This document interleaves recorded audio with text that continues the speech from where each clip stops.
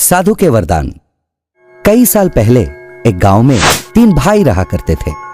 जब वो बहुत छोटे थे, उनके माँ बाप गुजर गए थे। उनके लिए एक छोटा सा घर, थोड़ी बहुत खेत और एक आम का पेड़ उनके माँ बाप पीछे छोड़ गए थे। वो 3 भाई उस आम के पेड़ से आम तोड़ के उनको बेच के अपना गुजारा किया करते थे। उनको पैसे बहुत कम पड़ते थे, इसलिए गरीबी के हालत में अपने दिन गुजारते थे। ऐसे चल रहा था। एक दिन उनके गांव एक साधु महाराज पधारे। वो साधु महातपस्वी और बहुत शक्तिमान था। उस साधु के बारे में इन तीनों भाइयों ने सुना कि वो सबको वर दे रहे थे।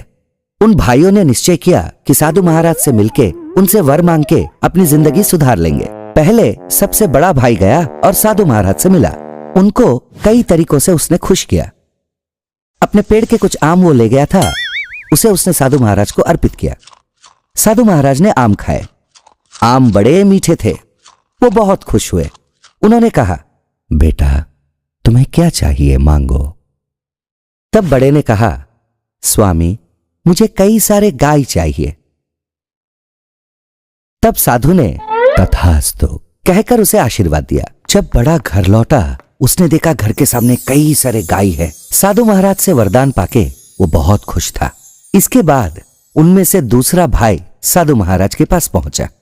फिर उनको आम देके उसने बहुत विनम्रता से प्रणाम किया। उसका विनम्रता से साधु महाराज बहुत खुश हुए और उन्होंने पूछा, मांगो, तुम्हें जो मांगना है। महाराज मेरी जमीन बंजर है, उसे उपजाऊ जमीन बना दीजिए। उस जमीन पे फसल उगा सकूं ऐसा वर दीजिए, उसने मांगा।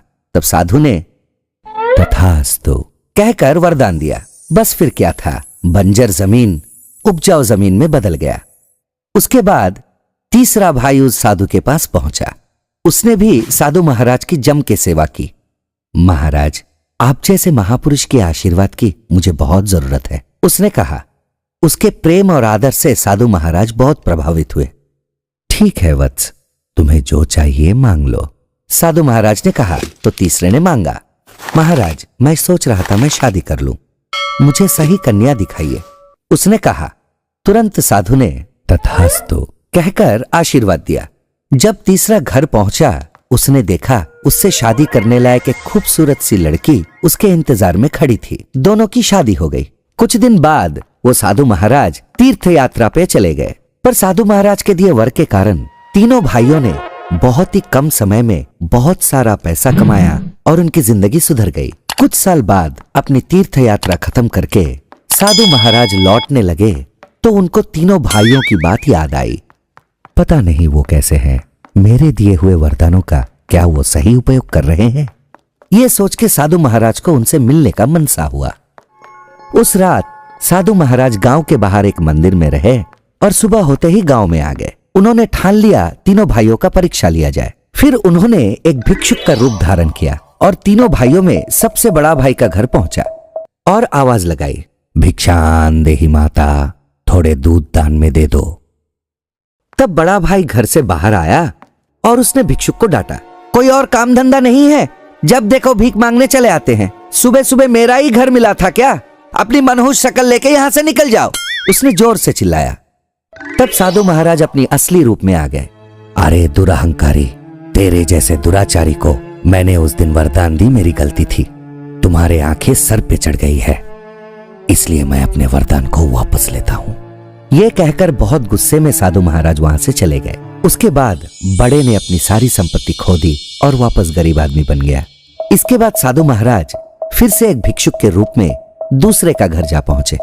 घर के आंगन में खड़े होके, थोड़े चावल दान में दे दो, उसने चिल्लाया। घर के अंदर से दूसरा भाई बाहर आया। वो बहुत चिढ़ा हुआ था। यहाँ कोई मुफ्त का खाना बांट रहा है क्या? भीख मांगने में शर्म नहीं आती? ये कहकर उसने उसे गालियां दी। उसके बातें सुनकर साधु महाराज बहुत क्रोधित हुए।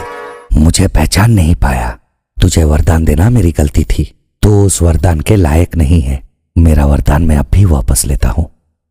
ये कहकर वो वहां से चले गए। पलक झपकते ही दूसरे का सारा संपत्ति भी गायब हो गया। फिर वहां से साधु उसी भिक्षुक के रूप में तीसरे का घर जा पहुंचे। शाम हो रहा था और ठंडी हवा चल रही थी। तब साधु महाराज कांपते हुए, माश है, बाहर बहुत ठंड है, आज रात के लिए क्या मैं आपके दहलीज पे सो सकता हूँ? उन्होंने आवेदन किया। तब तीसरा बाहर आया। पहले आप घर के अंदर तो आइए। फिर वो उसे घर ले जाकर अच्छे से खाना खिलाकर अच्छी तरीके से उनका विश्राम का आयोजन किया।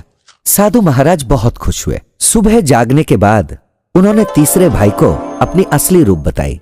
इतना ही नहीं, सबका सहायता करते हुए प्रेम से रहने वाले इस दंपति को उन्होंने जी भर के आशीर्वाद दिया। सिर्फ इतना ही नहीं, उस रात को गांव के बाहर उत्तर दिशा में पीपल के पेड़ के पास जाने को कहकर साधु महाराज वहां से चले गए। उस रात तीसरा भाई अपनी पत्नी के साथ उस पेड़ के पास जा पहुंचा और क्या देखा, वहां स्वर्ण मुद्राओं से भरी हुई मटकियां रखी हुई थी। फिर उन्हें वो घर ले आए। उनको समझ में आया कि ये सब साधु महाराज का आशीर्वाद था। वो बहुत खुश थे। इसके बाद वो दोनों सारी जिंदगी दान धर्म करते हुए बहुत ही प्यार से बिताते थे। तो इस कहानी का सारांश है, जिससे जितना हो सके गरीबों का सहायता करना चाहिए। अमीरी में मदमस्त होके दूसरों को नीचा दिखाना।